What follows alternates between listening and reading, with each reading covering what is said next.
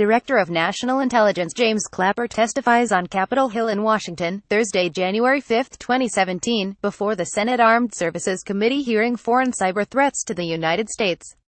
AP PhotoEvan Vucci former DNI James Clapper said on Sunday that he did not know about two major events connecting the Trump campaign to Russia when he said in January that he had seen no evidence of TrumpRussia collusion. A lot more has come out that raises, I think, circumstantial questions if nothing else, Clapper told CNN's Jake Tapper.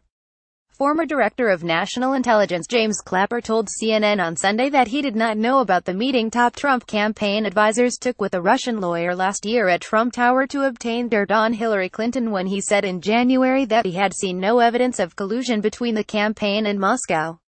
Clapper was also not aware that a foreign policy advisor to the campaign, George Papadopoulos, was told about the Russian dirt on Clinton last April and had been trying for months to arrange a meeting between then-candidate Donald Trump and Russian President Vladimir Putin, the former top intelligence official told CNN's Jake Tapper. "You said in January 2017 that you knew of no collusion," Tapper said. "Did you know of those two events?" "No, I did not," Clapper replied. "The statement I made at the time was true," he continued. "I had no direct evidence of collusion. We had lots of concerns, because we were aware of multiple meetings that were going on." Clapper said that, for his part, he was not directly aware of the content of these meetings. "But we were certainly concerned," he said. "The dashboard warning lights were clearly on about what was going on. To say specifically that we had smoking gun evidence of collusion, no. But, of course, a lot more has come out that raises, I think, circumstantial questions if nothing else." Papadopoulos pleaded guilty to making false statements about his contacts with Russia-linked foreign nationals to federal agents on October 5.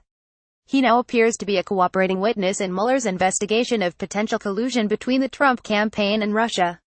New details have emerged, meanwhile, about the link between the Kremlin and Russian lawyer Natalia Veselnitskaya, who met with the campaign on June 9 to lobby for the repeal of the Magnitsky Act sanctions. Trump told reporters on Sunday that Clapper, former CIA Director John Brennan, and former FBI Director James Comey were politicalists and reiterated his belief that the Russia investigation was a hoax created by Democrats. U.S. President Donald Trump and Russia's President Vladimir Putin talked during the family photo session at the APEC summit in Da Nang, Vietnam, November 11, 2017. Reuters. Jorge Silva. Some interesting messages coming in from Moscow. The revelation that a Maltese professor tied to the Russia government offered the campaign dirt on Clinton in the form of thousands of emails in April 2016 seems to move up the known timeline of Moscow's election interference, and indicates that Papadopoulos knew that Russia was actively trying to undermine Clinton before virtually anyone else. Hackers believed to be Russian breached Clinton's campaign chairman John Podesta's email server in March, but those emails were not published by WikiLeaks until October. News that the Democratic National Committee had been breached by Russia-linkers in late 2015 did not break until June 14, 2016. The DNC documents were dumped by WikiLeaks one day before the Democratic National Convention. The New York Times reported over the weekend that Papadopoulos wrote to Stephen Miller, then a campaign aide, one day before learning about the Russian dirt, claiming that Trump had an open invitation from Putin to visit Russia. But Papadopoulos kept trying to organize a meeting between the campaign and Russian government officials even after learning from the professor that Russia was trying to compromise Clinton. He thanked the professor for his critical help after the professor told him about the dirt, according to the special counsel's court filings, saying that it would be history-making if a Trumpian meeting took place. He wrote Miller again that day saying he had some interesting messages coming in from Moscow about a trip when the time is right.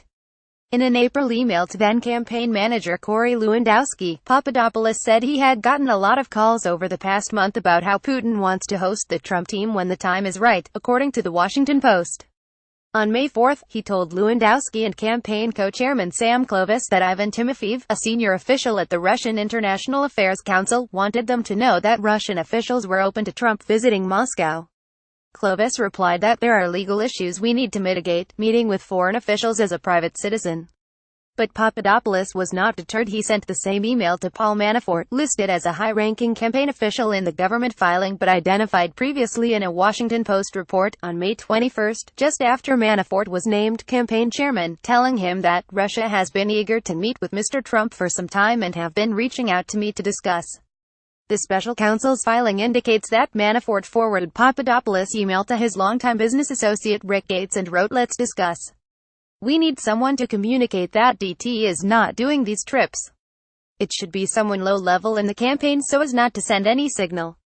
Paul Manafort, President Donald Trump's former campaign chairman, departs federal district court, Thursday, November 2, 2017, in Washington. AP photo Andrew Hornick re-messages from Russia. It is unclear whether Papadopoulos had told anyone in the campaign, at this point, about the Russian dirt on Hillary Clinton. On June 1, 2016, Papadopoulos again emailed an unidentified high-ranking campaign official and asked about Russia, according to the special counsel's office. The official referred Papadopoulos to the campaign supervisor, who Papadopoulos emailed with the subject line "Re-messages from Russia."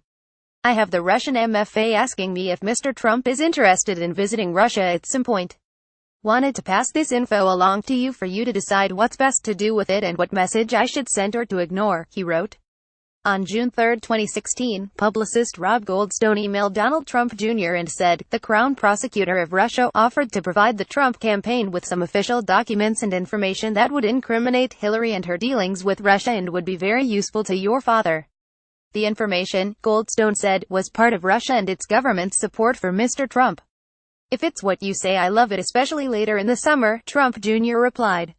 6 days later, Trump Jr., Paul Manafort, and Trump's son-in-law and top campaign advisor Jared Kushner met with Russian lawyer Natalia Veselnitskaya, identified as a Russian government attorney in Goldstone's emails, on the promise of dirt on Clinton. The memo Veselnitskaya brought with her to that meeting, which focused largely on undermining the banker and human rights activist Bill Browder, contained many of the same talking points as one written by the Russian prosecutor's office 2 months earlier. Browder's reputation has become inextricably linked to the global human rights campaign he launched in 2009 after tax lawyer Sergei Magnitsky died in a Russian prison. The Veselnitskaya memo has exactly the same talking points as the Russian government's position on the Magnitsky case, Browder told Business Insider last month. He added that is the strongest indication to date that Veselnitskaya is an agent of the Russian government and not some independent operator as she claims.